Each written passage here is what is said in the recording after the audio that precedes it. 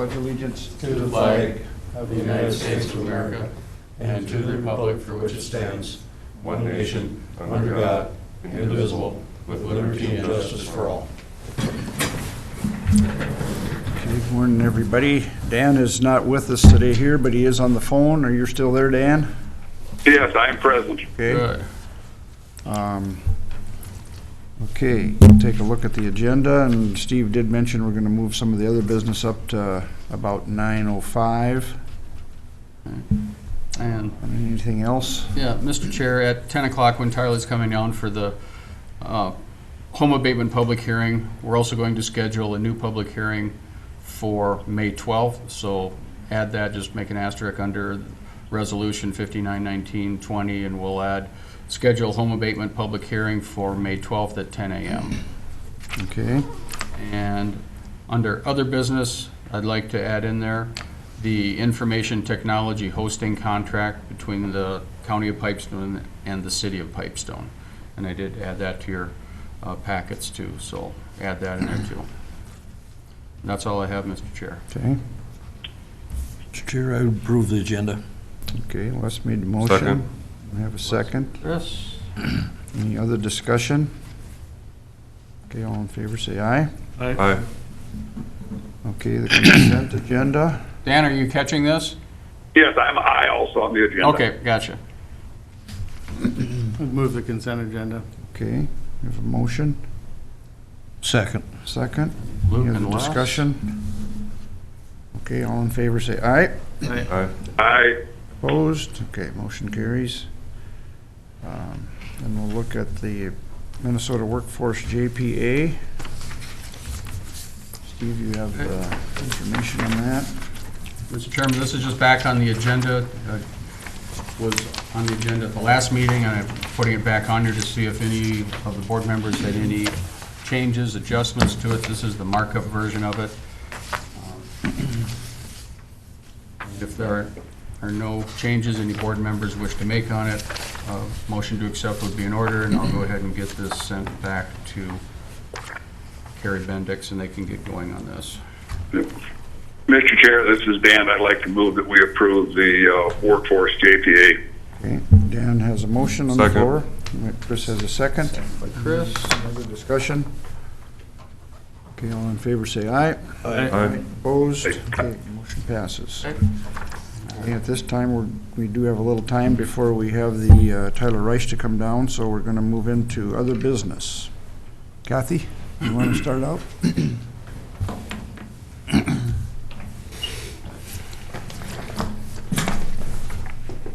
Morning. Morning. I have two items this morning for board consideration, and the first one was in your packet. It's the Pipestone County policy prohibiting disrespectful, offensive, harassing, and violent conduct. I didn't provide a copy of the markup version because it was kind of messy looking. There wasn't great changes to the policy. It's pretty similar to our old policy, but we did have an attorney review it, and he made the updates. Basically, the changes to the policy kind of include some cleanup language. There was just a lot. So in 3.2.1 is the sexual harassment language, and then 3.2.2 just includes all other protected classes. Our old policy had an individual section for each one, so it made it really, really long. And it was basically just repeating the same thing over and over again. So they did condense that. He also included respectful workplace language. So in addition to offensive conduct and violence, it's also just respectful workplace. The other change that's notable is our old policy was kind of silent on the county administrator because when it was first developed, there was no county administrator, so everything went to the board chair in lieu of the county administrator, so that was changed to go to him. I am still the primary contact for any complaints, and that has always been the case. It's always been the human resources coordinator as the primary point of contact for any of this. But there's also some depth there with the county attorney or county administrator as other reporting contacts that somebody could report to. The sample reporting form at the end is the same, and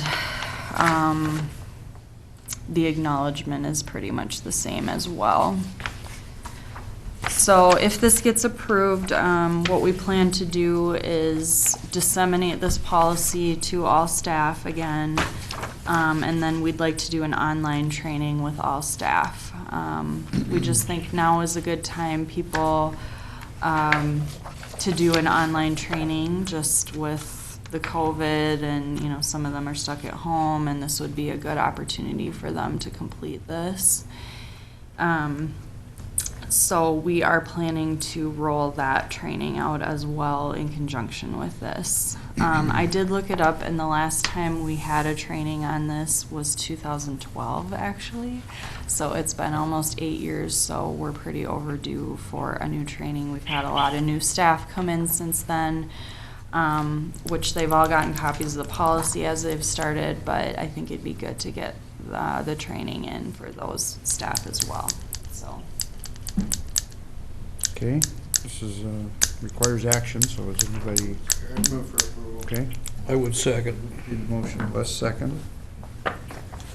Any other discussion? All in favor, say aye. Aye. Aye. Okay, the motion passes. Okay, thank you. The next item I have for you was passed out this morning. And that has the phased retirement option agreement. I just gave a copy of what the para standard agreement looks like. It's not completed or anything. But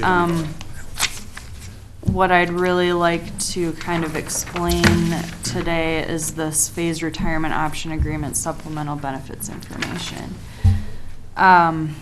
So Doug Nagel has indicated that he plans to retire soon. And he was interested in this phased retirement option, which basically states that you'll stay on, but you need to reduce your hours by at least 50%.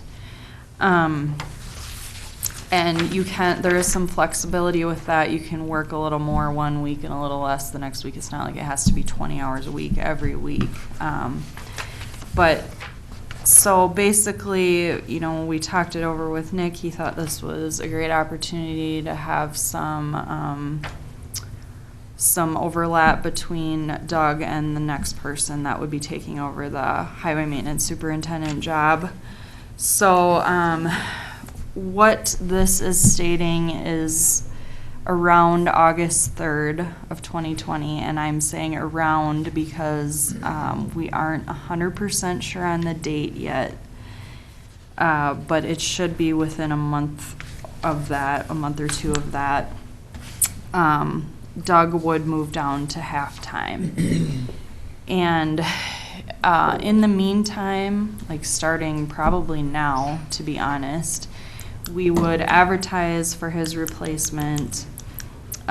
They would get in here, and you would be paying 2 people to do that job for a period of time. So just so you're aware of that, there's a little bit of a budget impact there. So we would bring in the new person, and then Doug would go down to halftime right around that August 1st time frame.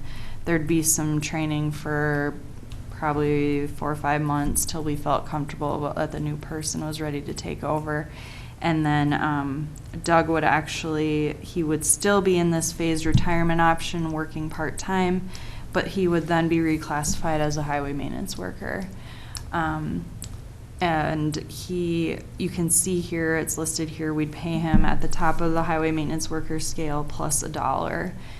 And just that supervising consultant piece, we talked about basically that's paying him to be available. We talked about if there was like a flooding event or something and the new person needed help with like the FEMA paperwork and stuff like that, Doug would be available to them to help do that kind of stuff. So that's kind of what this is outlining. You know, you can see the compensation here would be at his regular rate until he dropped down to that other classification. The hours worked, he has to work no more than 30 hours a week, basically, and then half-time total for the year. Let's see here. His insurance benefits would end. So he would be required to get his own insurance because he's not working the minimum of 30 hours a week. His vacation and sick leave would be prorated per our policy. One note with the insurance, we did say that we would provide him with the full single VEBA contribution on January 10th because he is still an active employee. So that is one incentive with this. He would get like, if it's it was $1,400 this year, next year he would get the $1,400 into his VEBA account. That happens on the first of the year, doesn't it, or early? Yep, the first payroll of the year, so January 10th he would get that. Would he continue to get that in future years or just this one year? So that's something that's kind of up for discussion probably at the end of this contract. Right now, we just want to do it for a year. You can renew it for up to 5 years, but I doubt we'll want to keep it going that long. But you know, if might Doug take in the a- county finds it to be valuable, It and might take a couple months to find a replacement too, so you might not have this overlap. yeah, yeah, the overlap would probably. It would be a month. It might only be a month, and then Doug would be paid half-time for a little while, so you'd have 1.5 time for that position, but. So, you know, I think Doug is in favor of this, Nick is in favor of this, and I think it's a good way to keep somebody with experience and knowledge of the area while you're bringing someone new in mhm. That was exactly the conversation that we had when we were meeting with Nick and Doug about this too, is that you have this great amount of knowledge that he has, and a new person might not necessarily have that, and you'd be able to share that with that And person if, going and if there forward. was an emergency, or like you mentioned, a flood or something major, it's nice to have a little bit of extra help around. So I think it would be a good idea. And just one other note too, when Doug moves to this highway maintenance worker supervising consultant position, I mean, he said he's willing to help out other departments too, so if building and grounds has some I'm sure he knows needs. other jobs that what has to be done, you know, there's other areas he could certainly be helpful, so. Absolutely. So, Do you need action on this, Kathy? I do, I would need action to approve the agreement, and just as a note, I may come back to you guys with an alternate start date, but right now we're looking approximately August 3rd, but it might move up or back a month or so, so. Mr. Chair? Kathy, this is Dan. I've got one question on this. Sure. It says that he'll train no later than January 31st of 2021. Is there also a time limit on how long you can go half-time, so it doesn't get drug out for another year or something like that? That's going to be pretty much the target date. So, well, with the start date of the agreement, might move a little, that date might move a little too, but basically this agreement will go for a year. You know, he still could, if he decides, you know, I'm ready to be done, he could still put in his notice and leave. Yep. And if he wanted to go a longer time at halftime, that would be fine too, and as long as it works with Nick and of course on who the new position is that we bring in. So there'd be a little bit of a balance there. Yep, exactly. So if we find that it's working and he's enjoying it too, then we can renew it for another year. basically the January piece, we didn't want him to be training the new person just like for an entire year. We thought maybe that was a little too much, so we wanted to, make sure we kind of had it written in there that we didn't want it the full year to be training, just so that new person can kind of step into Right, the role. and in fairness to the new employee coming in too, that person's going to need their autonomy as well too, and not always have somebody there. So it's nice that there's a finite period of time. Those are exactly the comments we talked about too, that we didn't want this to go on forever, that, 6 months, somewhere in there should be adequate for getting your, feet wet and learning the job you do, and then using Doug as a consultant person for issues that come up. Yep. Yeah. That sounds great. Yeah, we're all talking the same thing here then. Good. Mr. Chair, I would make a motion to approve. Okay, Second. Russ and Chris have made a motion and a second. Any other discussion? One question. Luke? On excuse me, on the last page, on the payout of accrued vacation, that's just for the vacation, you're not paying out any sick time or, Correct. okay. Yep. Okay, anything else? All in favor of the motion, say aye. Aye. Okay, motion carries. Thank you. Anything else, Kathy? Is that it for the day? Okay, thank you.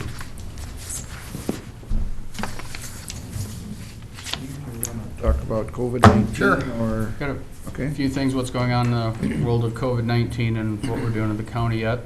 To date, the governor speaks every day, or some of his cabinet members, usually at 2 o'clock in the afternoon, and try to catch those as much as I can, because it does have a lot of good information that in most cases does pertain to how we're working as well. AMC is on top of this too. They've had numerous information. They send out daily briefings as well. Right now, there are no changes to our county work schedules, yet we still have employees who are working from home and taking turns coming into work at the offices. We have no set timeline for full return to normal office functions. That is yet to be determined. When we do open up, we're going to need masks for employees, and we'll have to follow OSHA CDC guidelines, possibly even on temperature checks for staff and the public, and also cleaning and social distancing will have to remain in place. So how that will look, not sure yet. When that will be, we're not sure yet either. It's wide open right now. We did receive a supply of several gallons of hand sanitizer that was donated to the county by Gorder, Clay, and Dairy. Sanitizer has been in very short supply, and we thank them for the donation to the sheriffs and the EM departments. So they got like 4 gallons each for that, so we'll be able to refill our bottles for a long time. It was very nice of them to do that. We had a vendor come in last Friday to measure the counters in our auditor's office, treasurer's office, recorder's office, assessor's, and probation offices for plexiglass sneeze/cough barriers. It's just a function we're going to have to get used to having set up on that. Once plans are developed, we'll review the designs with the department heads. Tyler's here before we go forward to make sure that's the way they want them, and it obviously has to work for the functions they're doing in their offices as well. We do have one. We're going to be getting a second quote as well, just see where we're at on it. So Wayne's been working on that. That happened last Friday. We had one vendor in. We did order and install a larger county drop box on the east law enforcement door entrance to accommodate larger envelopes and packets. The only thing in our little one we could basically get in there was like envelopes, so we needed something where we could get like bids and that type of thing in, and any other large things to court. So there is a large one up there, and Wayne mounted that against the wall yesterday. That came in. Cost, AMC requested approximate costs of what COVID-19 has cost the county. And to date, our hard costs for equipment supplies from basically mid-March to mid-April have been approximately $20,000. Lost revenue from driver's license fees, passport applications, and marriage licenses, and any other small amounts. We figure it's approximately $3,800 for just over a month now. So most of the costs we went through were for IT-related costs to get monitors and laptops and technology so people could work properly from home. And that was about $8,800 alone out of that. So there was an AMC conference call Monday. They let us know that the state's budget surplus has been spent. So that's gone. They're now into their rainy day funds and their surplus. So they also mentioned that $2.1 billion has been received to date from the federal government to the state of Minnesota. So that's a little update of what's going on, so. Steve, these plexiglass shields, are they gonna be a permanent fixture that will keep ongoing after the COVID thing ends? So they'll be I'm designed. afraid they're gonna be up there for Well, that's a fine, long I think it's a time. good idea, but just so that they're designed so they're sturdy enough and there will be, Yeah, there'll be frames all around them, they'll be attached to the counter, nice woodwork, that type of thing. They'll have pass-throughs on the bottom, okay, you know, kind of like a inverted U, you can pass papers underneath, that type of thing. Okay. So it's just to keep sneezes and Sure. coughs off employees, and we just gotta have that separation now, so. It'll look as nice as you can when you're talking plexiglass, so. okay. And plexiglass is still available, so that's a good thing too, so it's not like toilet paper or other things you can't get anymore. So just a little update of what's going on in the world around here on that. So no action required on that at all. Next item I have is to amend the auditor's warrant listing. You should have a copy of that in your packets.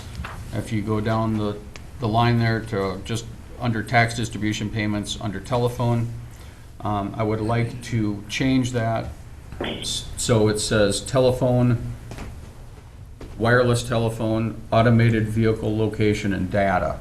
So it encompasses pretty much everything we're doing. Right now, we've got the highway department is using automated vehicle location, and it's coming from Verizon, and it's a data product. And we want to get that set up for an auditor's warrant instead of being tardy with our bills when they come in, because they don't come in at the same time as our wireless bills that we get. It's a different division of Verizon.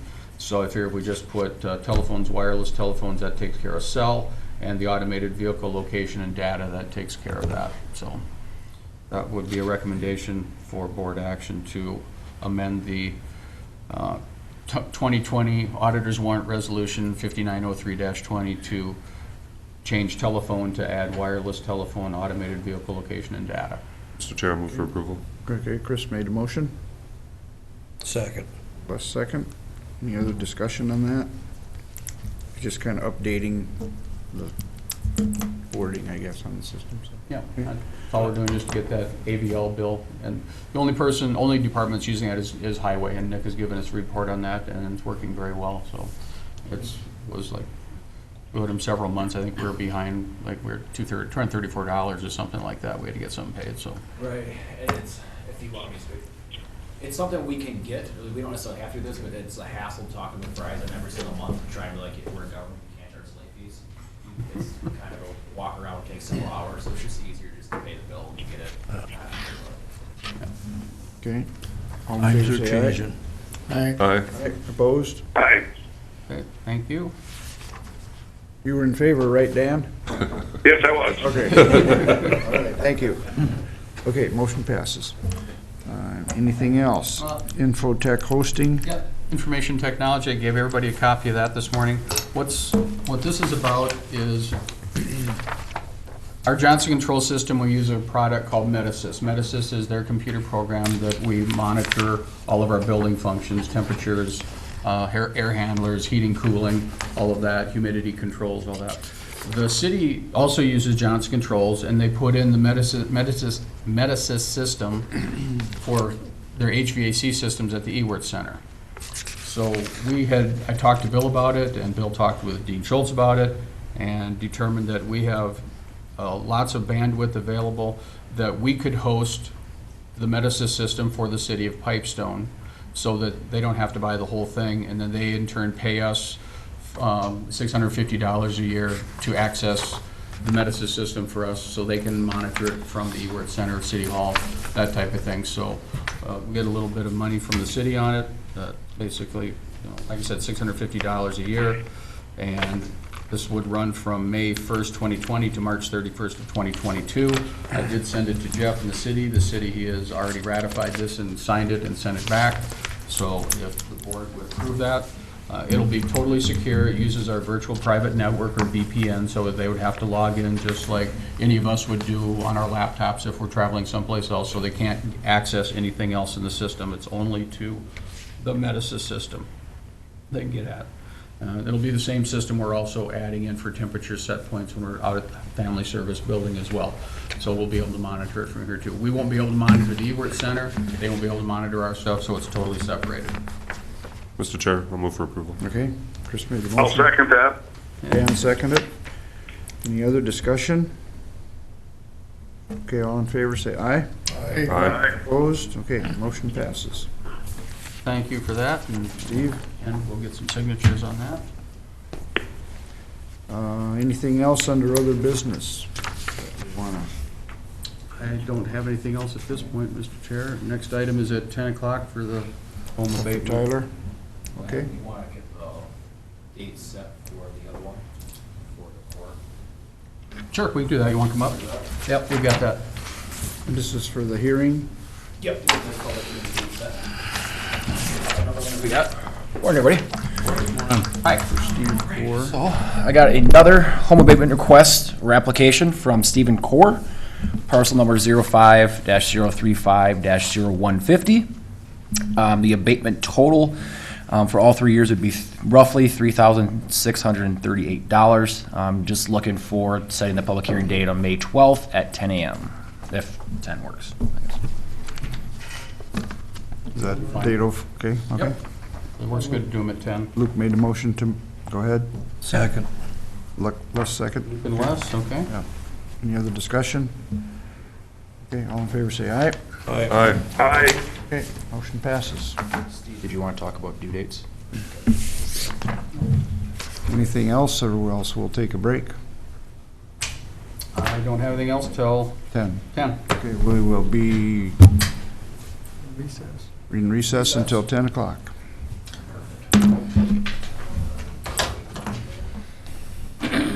So, All right, we're live. hey Tyler, you got a home abatement hearing? Yes. All right. So this is for Kirk and Aaron Van Holzen, parcel number 13.700.0200 in the city of Edgerton. The total abatement estimate for all 3 years is $1,746. So I just need approval to add them to the abatement list. Okay. I'd move to approve it. I would second. Okay, we have a motion and a second. Any other discussion? Not hearing any, we'll call for a vote. All in favor, say aye. Aye. Aye. Okay. Okay, motion passes. Thanks, gentlemen. Anything else for us today? That was it? That's all it's it. I mean, I guess I can kind of give you a brief update with the whole driver's license stuff. Obviously, we're getting a lot of phone calls from the public about the license expiring. If people haven't heard, you get 60 days after the end of the emergency declaration to get that renewed. Okay. So it's kind of a hassle for people who are just turning 16, or if they want to go get their CDL, so on and so forth, or hazmat.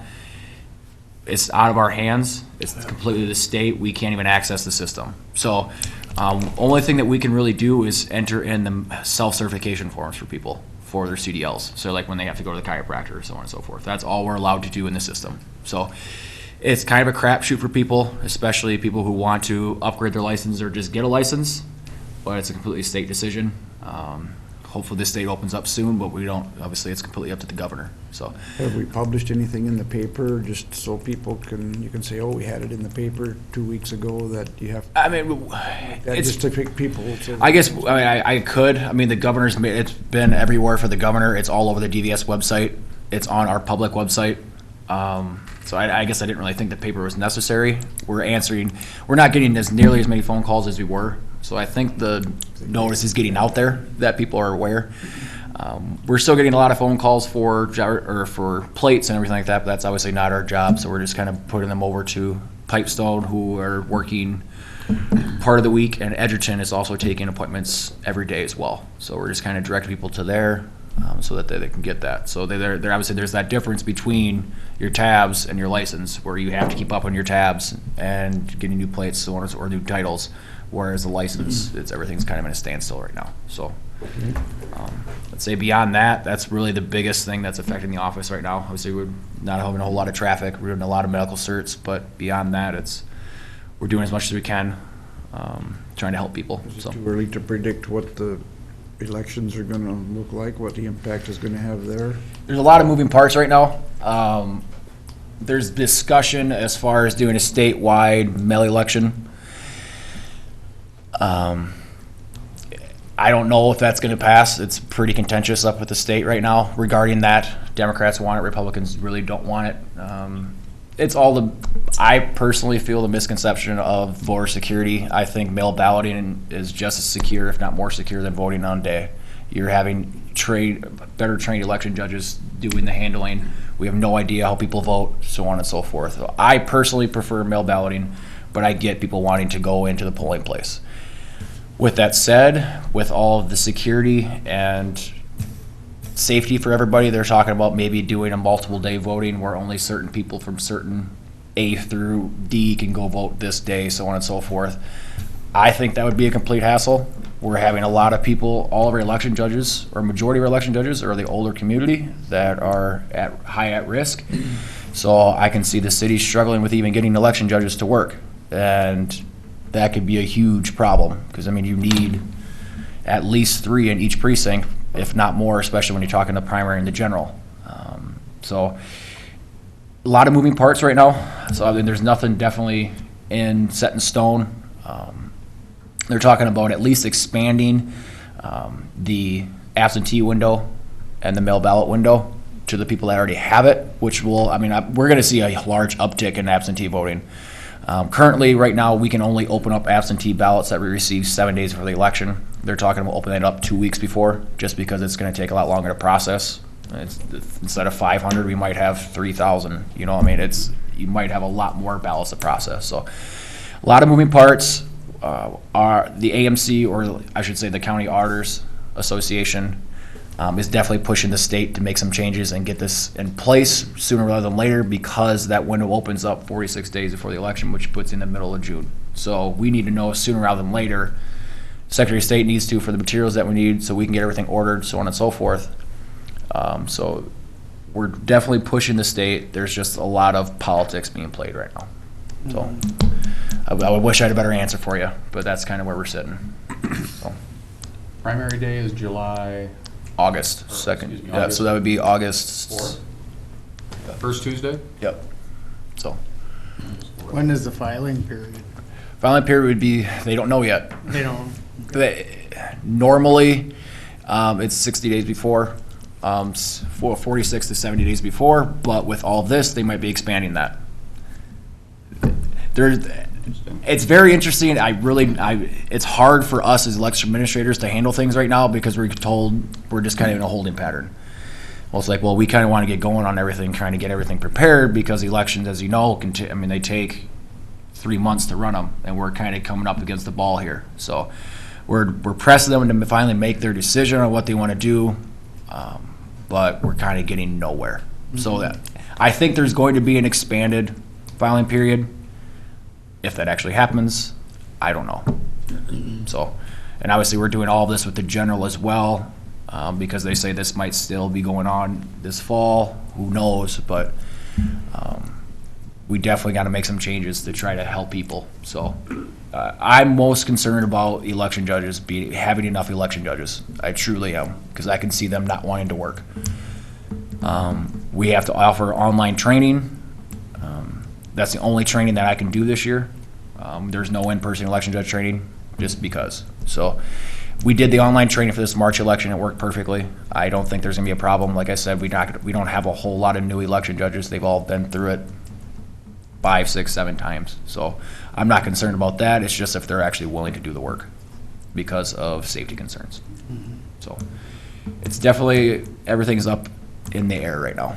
I wish I had better stuff for you, but I'm getting emails daily from Debbie Erickson, who is the main contact, who goes and talks at the state legislature pretty much weekly at this point about this. And there's movement, but like I said, there's a lot of politics being played on both sides and how they want to move forward.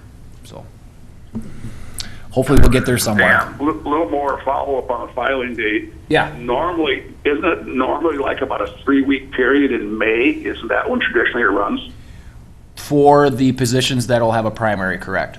So if you're eligible for a primary, that's when it is. Like I said, I'd be shocked if they don't expand that a little bit. Just with everything that's going on, I would expect them to open it up to around June.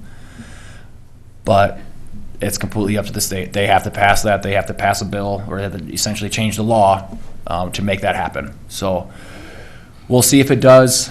Obviously, like I said, that's only for the positions that are eligible for primary. Obviously, some positions aren't eligible for a primary where they'll just have an at-large bid come November. So hopefully I have more information. As soon as I find out, I'll let you guys know. But we just don't know right now. So How about your staff up here with the treasurer, auditor combining? Is everything? Everything's going good. Seem to be everything. yeah, I mean, obviously we're Help there and so forth and. right. We're trying to keep everything back to one person in the office at a time right now. That's just, we're trying to do it as much as possible. We have to keep our offices open. We got to keep the money flowing through for the county. So I'm trying to only keep one person in the office at all times. I mean, we might leak into two, but for the most part, I would say everything's going good. Yep, as much as we possibly can. So. Okay. Dan, did your question get answered regarding absentee voting in the general election? Yes, it did. Yep. Okay, good. A lot of moving parts. Yep. Pretty much. That's what it's boiling down to. Yep.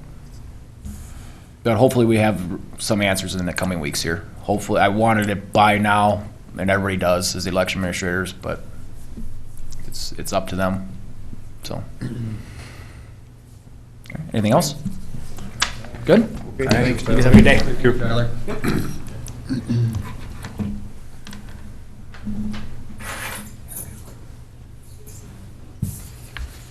Well, we're kind of waiting for Nick Bergman to come in for Here any minute. minute?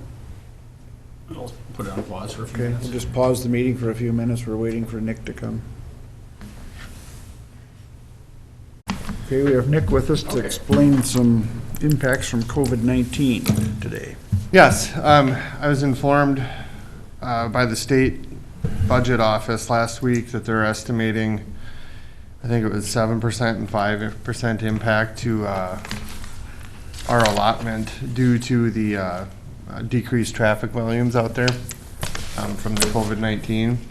And I just wanted to give you a heads up that that's looking to be around $400,000 for us. So, yeah, well, more than I would have guessed, but you run the math and it's about that much. So I think we could probably combat that by adjusting our 5-year plan. So I'd probably end up pushing back a grading job or something by a year.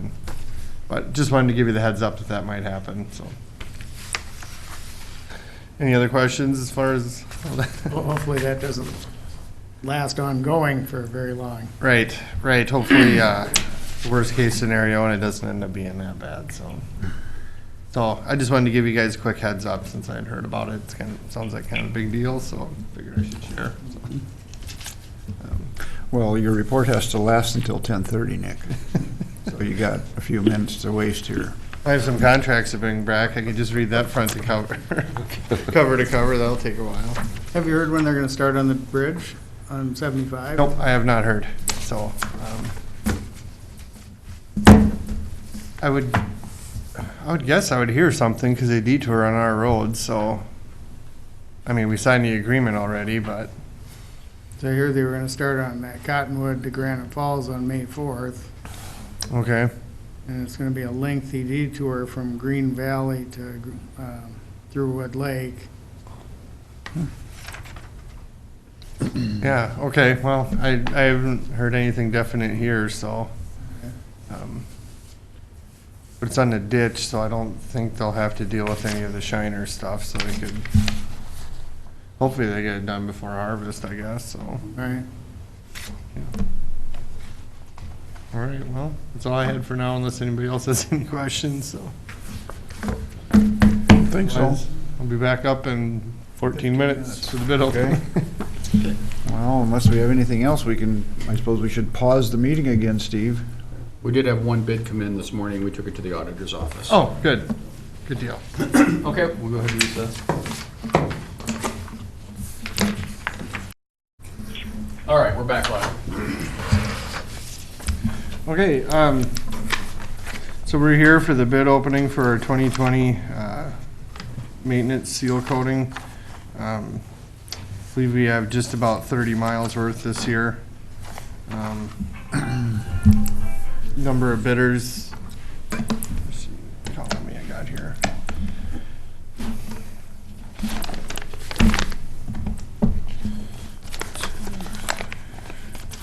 Looks like we got 6 bids. I'm not sure about this top one. This might not be a bid. This might be something else. Tyler handed it to me. I guess before I start opening, I want to wait for Jared to get back. He's checking the auditor's office right now.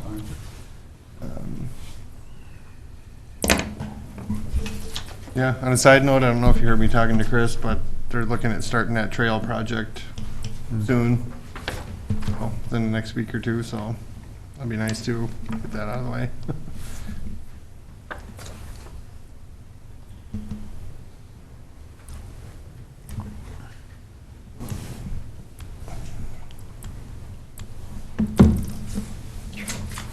Any other questions? No? You know how the trail part of it's gonna end? They're just, because the city's supposed to pick up the other part of it, right? No more bids? All right. Yeah, it just kind of dead ends by the college, and then they'll just connect, the city will kind of connect the dots, so. Theirs happens next year. Yes. Or maybe it's later this year. Might be later this I year. can't remember. It might be later this year now that I Oh, think of it, so. All right, well, we'll get rolling on this. This first one, like I said, I don't know if this is actually a bid. He might have just thought it was a bid since it came in on bid day.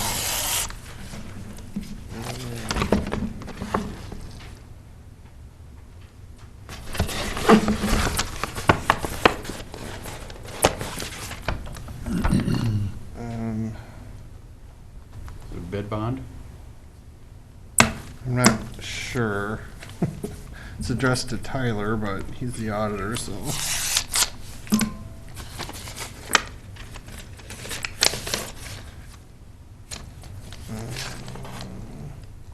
Nope, that's, looks like a property tax payment, so, not a bid.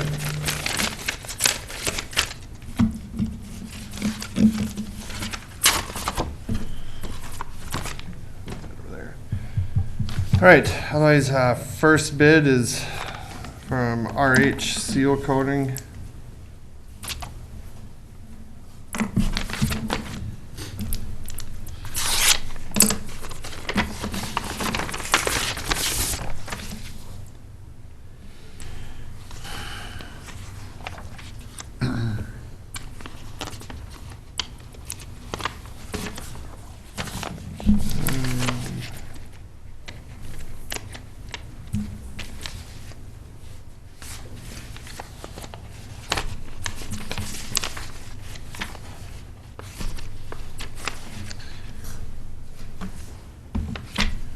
All right. Their bid. The bid for RH Seal Coatings, $468,065.82. $468,065.82.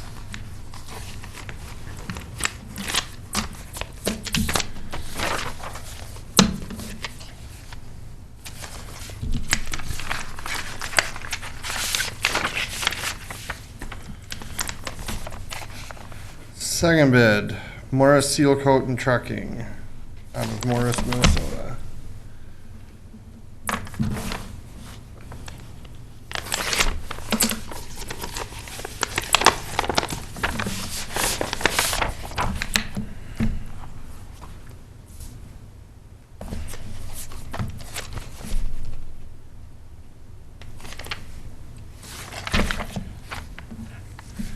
Their bid.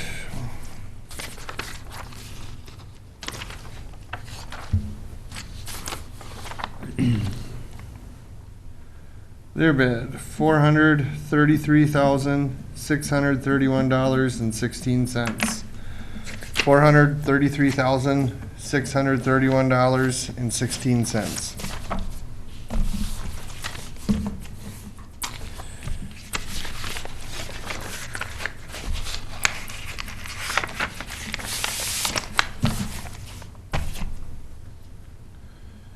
Next bid from Allied Blacktop.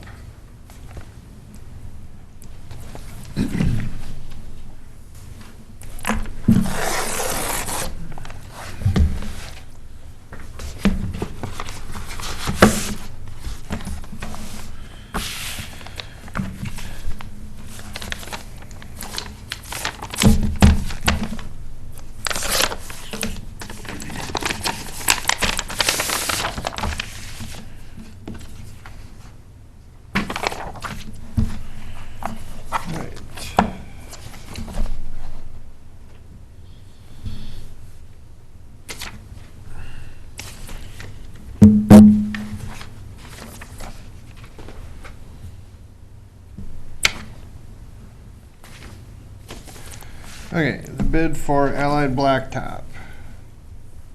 $486,709.25.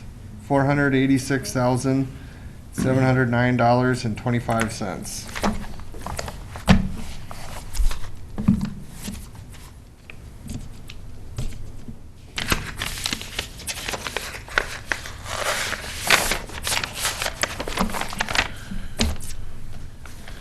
Next bid is Pearson Brothers Incorporated.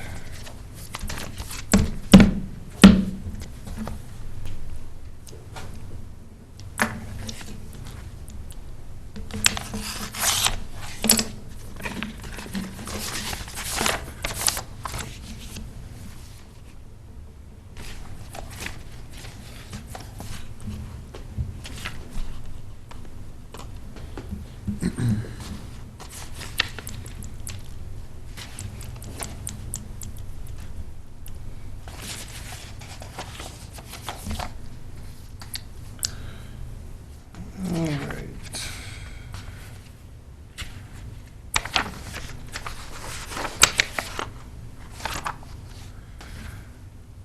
All right, the next bid for Pearson Brothers Incorporated is $423,178.01. $423,178.01.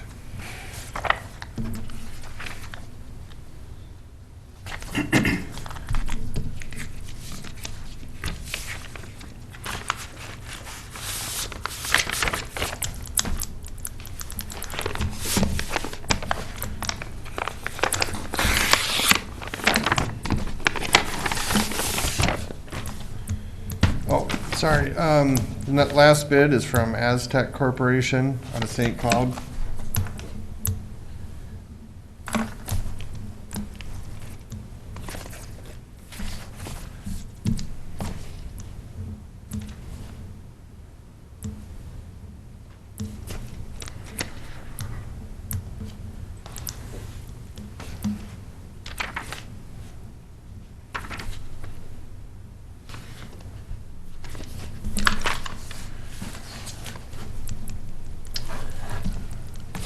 The bid for Asphalt Surface Technologies is, or Aztec.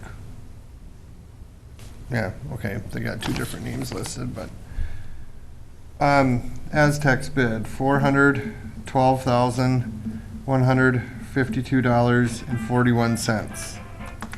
$412,152.41. So, Demeen has court, so he's not able to review the bid bonds right now, so I think we should probably have him review that before we award. Side note, I see a number of these didn't return the full proposal as we specify. Looks like it's all here for this one, so I doubt it's an issue. But. What was the engineer's estimate? Oh, sorry.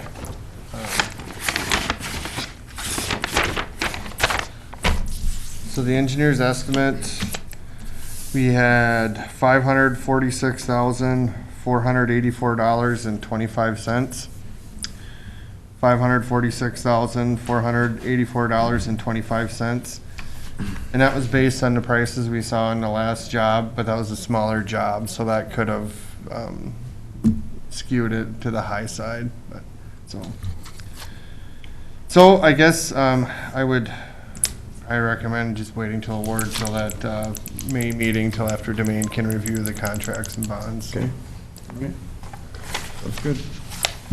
All right. Thank you, Nick. Yep.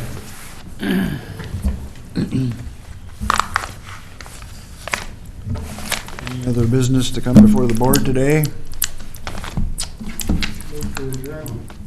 Did you have something, Steve? Just one notice, District 8 meeting will be virtual. I believe it's June 11th. I'll get that confirmed and get it on the next Okay. bulletin, but that, it'll be virtual, will not be in person for our AMC district meeting. It's not June 4th as it was before. Is it June 4th? Okay, I'm sorry, I missed it. June 4th. 9 to 11 a.m. is what I have seen, so. I know there was some talk about moving it away from Thursday because same day as Prime West. Yeah, Area 2 meets that day too. Well, stay tuned. Anyway, it's supposed to be, District 8 is supposed to be in June. Okay, we have a motion and a second to adjourn. Luke and Chris. Any other discussion? All in favor? Aye. Aye, opposed? Aye. We're adjourned. Thank you. Thank you, Dan. We'll let you go. Take care, Very Dan. good. Thank you, guys. Yeah, bye now. 1 o'clock. 'Yep. 1 o'clock. Zoom. 1 o'clock on Zoom, they're saying. Oh,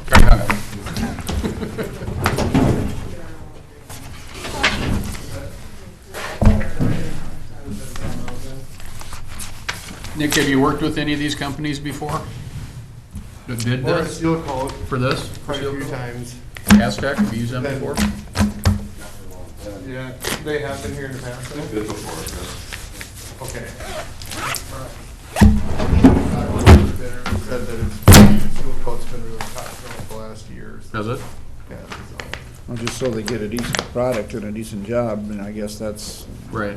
Right, right. but I don't know. Sometimes it's hard to- Really, but I feel like these seal coaters, pretty much all they do all year, so they're generally pretty good at it. I always remember about, I don't know if it was 10 years ago, maybe, or close to it, they redid the Hatfield Road before they totally they seal coated it. In about 3 months, it was gone. They just sprayed some black water on there or something. and- Oh, they probably did like a fog coat on top of the seal Well, coat. but fog would have been a good description of it. Didn't amount to much, and it was a total waste of time. No, you can do seal coat two ways. You can either put like extra oil in it when you put the rock down and it looks. There was no rock on that. Pen out, sir. Oh, It was just, well, I it don't was know just that black was- stuff, so maybe it was just a, Okay.